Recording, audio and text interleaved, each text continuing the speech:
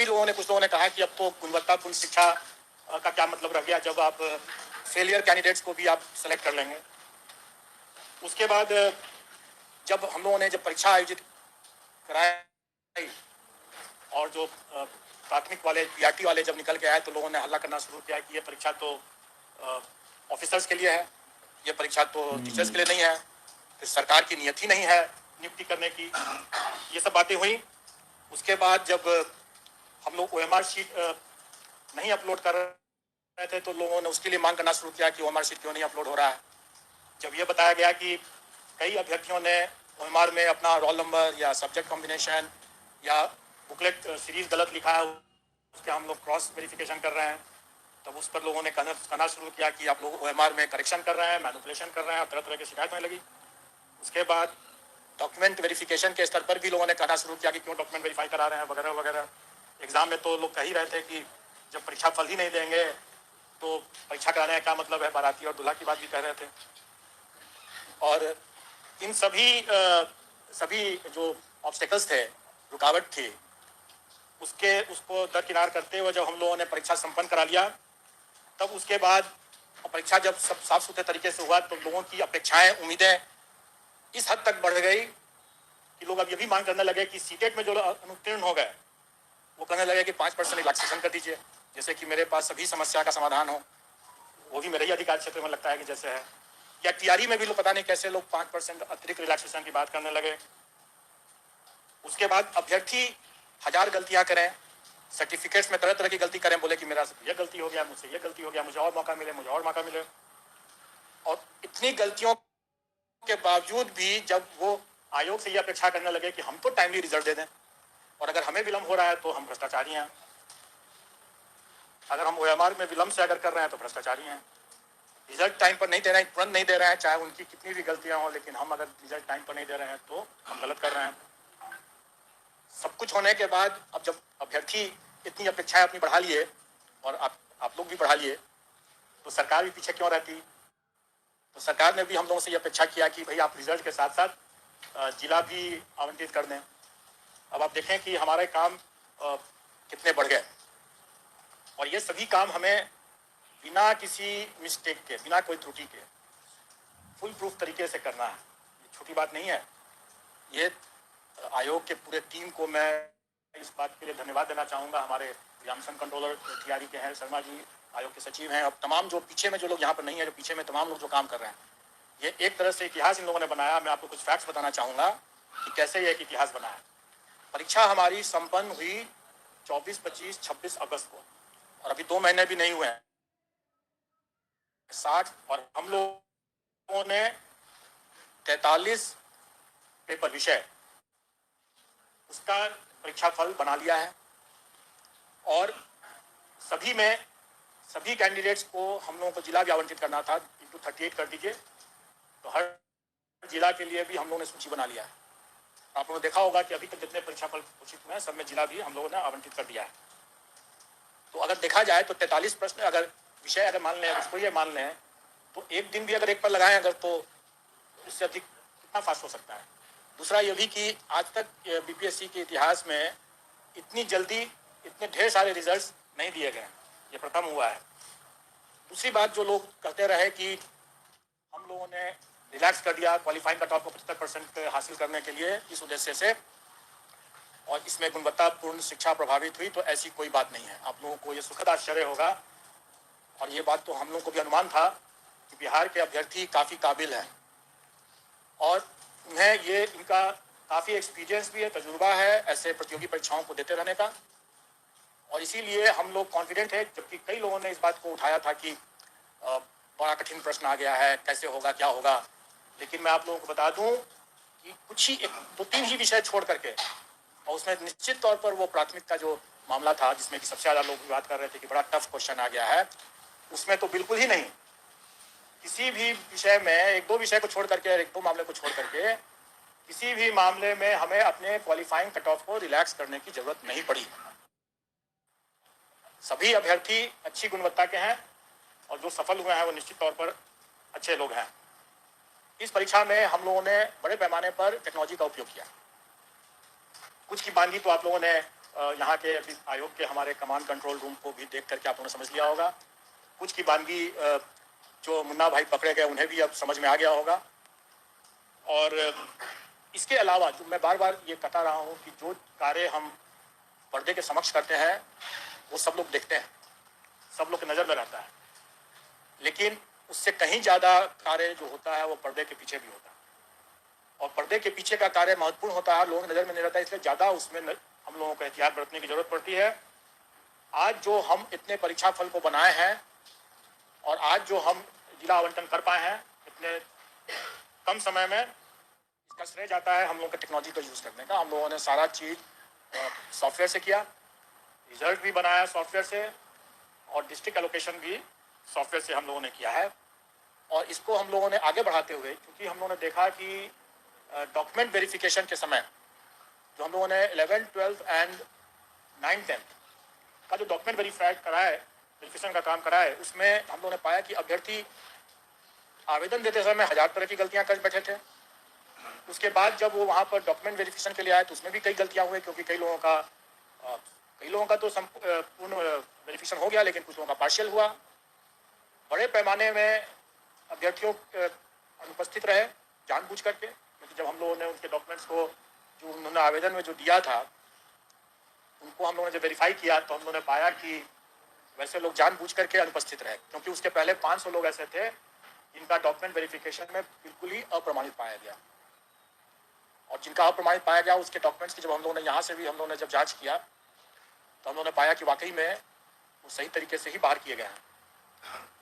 और शायद उन लोगों को ये भनक थी कि हम लोग उस पर कड़ी कार्रवाई करेंगे, और इसीलिए बड़े पैमाने पर कई अभ्यर्थी डॉक्यूमेंट वेरिफिकेशन के लिए नहीं आए। लेकिन कई ऐसे जेन्युइन अभ्यर्थी भी हो सकते हैं जो डॉक्यूमेंट वेरिफिकेशन में नहीं आए, क्योंकि हम लोगों ने उनका भी डॉक्यूमेंट अपने स्तर से चेक करने की कोशिश की।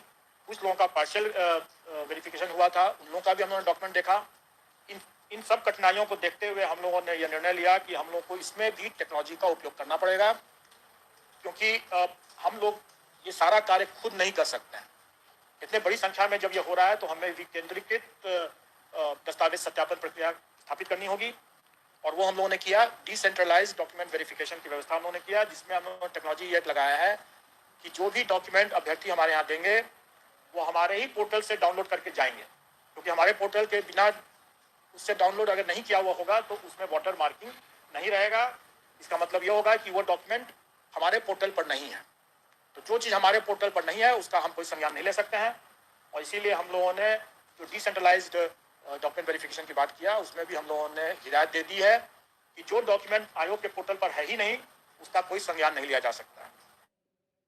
इसलिए जब भी कोई अभ्यर्थी वहाँ जाते हैं, जो सफल अभ्यर्थी जाते हैं डिसेंट्रलाइज्ड डॉक्यूमेंट वेरिफिकेशन के समय अपने योगदान करने के समय, अगर उनको लगता है कि कोई डॉक्यूमेंट जरूरी है और वो हमारे पोर्टल पर नहीं उन्होंने अपलोड किया है तो वो बेशक अपलोड करें और फिर डाउनलोड करें और फिर उसको लेकर जाए, क्योंकि उसमें वाटर मार्क हो जाएगा। वो प्रूफ होगा कि हमारे यहाँ वो आयोग के पोर्टल पर उन्होंने डाल दिया है, क्योंकि यही बाद में 10 साल 20 साल जब भी खोजा जाएगा तो यही डॉक्यूमेंट रहेगा, और ये बहुत आवश्यक है। और इसीलिए इसमें भी हम लोगों ने टेक्नोलॉजी यूज़ किया कि वाटर मार्किंग और उसका रजिस्ट्रेशन नंबर दोनों को हम लोगों ने अंकित कर दिया। इन सब के बाद अब हम लोग कुछ आपको आंकड़े बता देना चाहेंगे जो आपके समझने के लिए होगा। और इसमें 11-12 की जो वैकेंसी थी उसमें 57,602, उसके अगेंस्ट में हम लोगों ने 23,700, क्योंकि टोटल अभ्यर्थियों की संख्या मुश्किल से 30,000 से भी अधिक नहीं थी। इसमें अभ्यर्थियों की संख्या जो थी इसमें 37,000 थी, जबकि रिजल्ट हम लोगों ने 23,700 किया है। मैं उसका भी आपको विश्लेषण बता दूंगा। अभी हम लोग जो 11-12 का मामला है उसमें 23,701 हम लोग रिजल्ट दे रहे हैं। 9वीं 10वीं वाला जो मामला है उसमें 26,204 दे रहे हैं, और प्राथमिक का जो मामला है उसमें हम लोग 72,419 रिजल्ट देंगे। टोटल हम लोग 204 है 9th-10th का, प्राथमिक का है 72,419। टोटल हम लोग दे रहे हैं 1,22,324। और मैं आपको बता दूं कि जो अब आप लोगों को मिल जाएगा, मैं थोड़ी दूसरी बात बता देता हूँ, मैं उसके बारे में बता रहा हूँ। आप प्रश्न पूछेंगे मैं जरूर जवाब दे दूंगा। अभी मैं कुछ फैक्ट्स आपको बता रहा हूँ। 1,324 अभ्यर्थी हम लोग के सक्सेसफुल हुए हैं। 1,22,324 टोटल है। और अगर हम लोग थ्योरेटिकल मैक्सिमम देखें, मतलब कहने का यह है कि कुछ कुछ विषय में अभ्यर्थी बहुत कम है, वैकेंसी ज़्यादा, स्वाभाविक है कि उससे अधिक हम दे ही नहीं सकते जितने अभ्यर्थी हैं। तो थ्योरेटिकल मैक्सिमम जो था वो 1,70,461 नहीं है, क्योंकि अभ्यर्थी कई विषयों में बहुत कम है वैकेंसी से। तो टोटल थ्योरेटिकल मैक्सिमम था 1,32,000, 1,31,000 कुछ 100 है, 1,32,000 मान लें। तो उसके विरुद्ध हम लोग देखा जाए तो हम लोग की उपलब्धि जो है वो 93% है। अब आप लोग जितनों का भी ये कहना था कि सरकार की नियत ही नहीं है अपॉइंट करने की, तो आप स्वयं समझ सकते हैं कि हम लोगों का कैसे क्या नियत था और हम लोगों ने क्या किया है। अब एक प्रश्न एक है जरूर, और वो प्रश्न है कि अभी जैसे पूछा भी किया कि बीएड वर्सेस बीटीसी का क्या होगा। तो इस पर तो मैं आप लोगों को सिर्फ एक गाने की पंक्ति बोल सकता हूँ कि तुम्ही ने दर्द दिया है तुम ही दवा देना। अब जिसने दर्द दिया है वो दवा भी तो वही दे सकता है, और जब तक दवा नहीं है तब तक इलाज संभव नहीं है। मैं समझता हूँ कि आप लोगों को उत्तर मिल गया होगा। मैं समझता हूँ कि आप लोगों को उत्तर मिल गया होगा।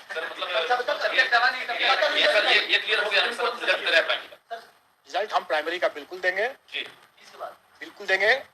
जब निकल जाएगा आप लोग खुद ही हम लोग के पोर्टल से आप लोग पता चल जाएगा। मैंने बता दिया कि जिसने दर्द दिया है दवा भी उसी को देना है, अगर दवा नहीं है तो कोई इलाज भी नहीं है। दर्द के साथ आगे जीवन आगे बढ़ाना पड़ेगा। दुर्गा पूजा से पहले रिजल्ट आएगा सर। हर एक प्रत्येक रिजल्ट जो है वो दुर्गा पूजा के पहले हो जाएगा और सारा पोर्टल पर आ जाएगा। और मैं तो यही कहूँगा कि हम लाए हैं कश्ती तूफान से निकाल के, तो अब तो सफल अभ्यर्थियों के हाथ में है कि वो कैसे इसको संभाल के रखते हैं।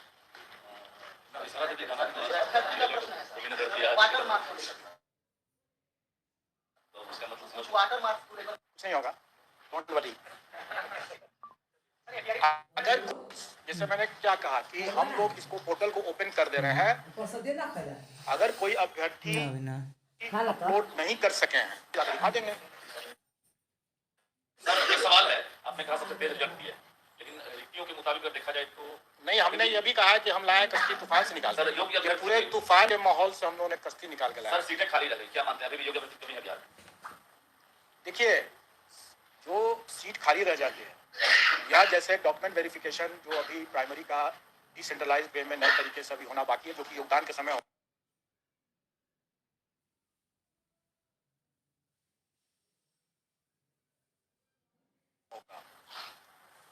जो डॉक्यूमेंट वेरिफिकेशन हम लोगों ने कराया डिसेंट्रलाइज वे में 9, 10, 11, 12 का, उसमें जो हम लोग का पार्शली वेरीफाइड हुआ उनको हम लोग फिर से मौका दिए हैं और वो वहां पर जाकर के दिखा सकते हैं। उसके अलावा ये भी है, जैसे बहुत बार लोग बोलते रहे हैं कि कई अभ्यर्थी अपना गलत सर्टिफिकेट दे दिए जो कि उनकी अर्हता नहीं थी। अब एसटीईटी की परीक्षा, बीएड की परीक्षा के पहले या बाद में, या पीजी की परीक्षा के पहले या बाद में, ये सब निर्णय राज्य सरकार को करना है। लेकिन अगर मान लें, आपसे मैं एक प्रश्न कर रहा हूं कि मैं एक अभ्यर्थी हूं और मैंने 11, 12 भी क्लियर कर लिया और 9, 10 भी क्लियर कर लिया, तो हम अगर उसको 11, 12 में अगर उसका हम डिक्लेयर करेंगे रिजल्ट और 9, 10 में नहीं करेंगे, और कहीं वो 11, 12 की डॉक्यूमेंट वेरिफिकेशन में ग्रेजुएट डिग्री उसका नहीं सही पाया गया तो वो बाहर हो जाएगा। और अगर 9, 10 में उसका रिजल्ट नहीं देंगे तो उसमें बाहर हो गया, जबकि हो सकता है कि अंडर ग्रेजुएशन में वो सही हो उसका। तो इसलिए हम लोगों ने रिजल्ट में किसी को वंचित नहीं किया है। जो जिसका भी मेरिट बनता था 11, 12 में उसको भी दिया है, और जिसका भी 9, 10 में बनता था, दोनों में बनता था, दोनों में दे दिया है। ऐसा इसलिए भी कि आप देखेंगे कि 11, 12 में अभ्यर्थी कम है और वैकेंसी ज्यादा है। 9, 10 में भी मात्र 4 विषय छोड़ करके बाकी सभी विषय में वैकेंसी ज्यादा है और अभ्यर्थी कम है।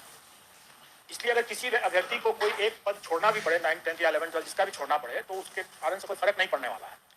लेकिन जहाँ तक उन विषयों में जहाँ पर अभ्यर्थी ज़्यादा है और वैकेंसी कम है, वहाँ पर अगर कोई छोड़ता है तो दूसरा तो वेटिंग लिस्ट में दूसरे को दिया जा सकता है, लेकिन इसका निर्णय राज्य सरकार करेगी। तो एक मिनट में कंप्लीट कर दूं, इसका निर्णय राज्य सरकार करेगी। तो वेटिंग लिस्ट का मुद्दा जो है वो राज्य सरकार के निर्णय पर होगा, क्योंकि ये अभी कहा नहीं जा सकता है कि वेटिंग है कि नहीं, क्योंकि अभी जो हम लोगों ने सशर्त रिजल्ट निकाला है, यह मेरा पूर्ण रिजल्ट नहीं है, क्योंकि डॉक्यूमेंट वेरिफिकेशन में छट जाएगा तो छट जाएगा, और हमारे पास तो सभी का मेरिट लिस्ट है। अगर सरकार अगर कहेगी कि इसी बार में मेरिट लिस्ट में जोड़ दिया जाए वेटिंग लिस्ट करके, तो हम लोग दे देंगे। अगर सरकार बोलेगी कि नहीं इस बार नहीं, हम लोग अगले बार में ले जाएंगे, इसको अगले बार में ले जाएंगे। तो ये प्रश्न जो है जो आप लोग पूछ रहे हैं, ये प्रश्न फिर सरकार से योग्यता पर आपने अभी यही कहा कि बिहार के जो छात्र हैं वो जो काफी प्रतिभाशाली हैं, आपको क्या लग रहा है कि सीटों की तुलना में अभ्यर्थी ही कम थे, या फिर हम पूछ रहे हैं क्या योग्यता पर भी आपको लग रहा है? देखिए, सभी अभ्यर्थी प्रतिभाशाली रहे, जो सफल है कम से कम वो तो प्रतिभाशाली है,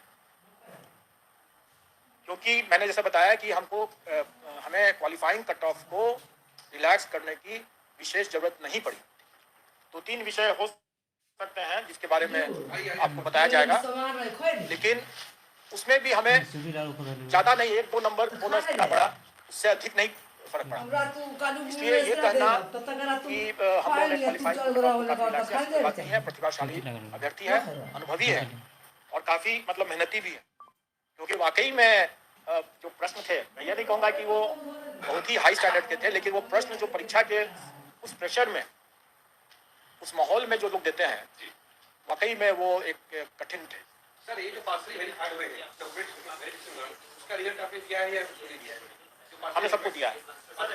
पार्शियली वेरीफाइड को देखिए, हमने अभ्यर्थियों के हित में जो मामले पार्शियली वेरीफाइड के थे उनके डॉक्यूमेंट्स को भी, और जो अनवेरीफाइड थे उनके डॉक्यूमेंट्स को भी, और जो एब्सेंट थे उनके डॉक्यूमेंट्स को हम लोगों ने आयोग में जो उन्होंने आवेदन में दे रखा था उसको जांच किया, और उसके जांच करने में अगर हमें क्लियर कट मिल गया कि ये बोगस है तो हमने छांट दिया। लेकिन जहां भी हमें लगा कि इसको कुछ एक मौका दिया जा सकता है वो हम लोग नहीं छांटे, उसको बेनिफिट ऑफ डाउट हमने दिया है, और इसीलिए हम लोगों ने जो अपना जो रिजल्ट निकाला है वो सशक्त निकाला है।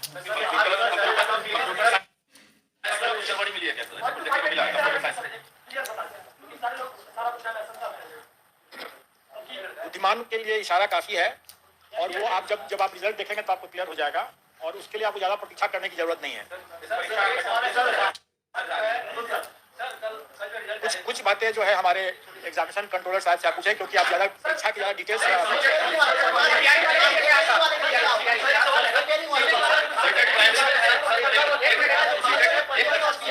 सीटेट प्राइमरी में जो पास मान लेते हैं अभी नहीं किया है सर, उनका मेरिट बना दिया गया है इस तरह से, या फिर कोई ये किया गया?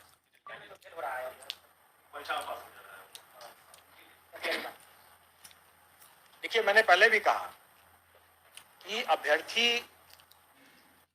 जो डॉक्यूमेंट अपना सबमिट कर दिए, क्योंकि जो सीटेट पास वाले ऐसे कई अभ्यर्थी हैं जिन्होंने अपना डॉक्यूमेंट जमा कर दिया, वो तो ठीक है, डॉक्यूमेंट वेरिफिकेशन वैसे भी का आया, तो अगर वो पास ही किए होंगे, जो पास किए होंगे जरूर दे दिए होंगे, लेकिन जो पास नहीं किए हैं वो शायद अपना अपलोड नहीं किया, और उनका हमारे पास में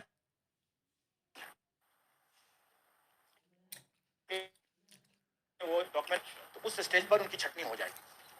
जहां तक सीटेट वाले 5% का जो दावा कर रहे हैं कि रिलैक्सेशन का, वो दावा मेरे लिए नहीं है।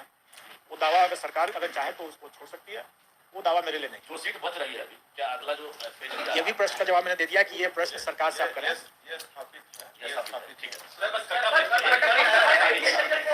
अभी तो बता दें सर, एक ही प्रश्न को बार बार